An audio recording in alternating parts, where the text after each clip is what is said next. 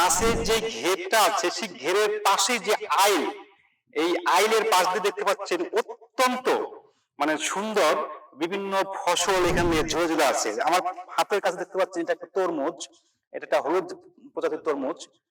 যে জাতটা এটা খুব মিষ্টি এবং খুবই সুস্বাদু একটা তরমুজ। তো এই বিভিন্ন জাত বিভিন্ন ফসলের এখানে সমাহার দেখতে পাচ্ছেন, এটা আসলেই একটা মনোমুগ্ধকর পরিবেশ। কৃষকগণ একটা সময় শুধুমাত্র এইখানে তারা শুধু মাছ চাষ করতো এবং মাছের পরিবর্তে এখানে অন্য কোনো চাষাবাদ করতো না, কিন্তু আজকে আমরা দেখতে পাচ্ছি কৃষকগণ এই ফসলের যে মাঠটা সেটা হচ্ছে মাছের ঘের পাশ দিয়ে খুবই স্বল্প জমিতে এত সুন্দর একটি চাষাবাদ, এটা বাংলাদেশের জন্য একটি খুবই চমৎকার ফলপ্রসূ একটি বৈশিষ্ট্য হতে পারে।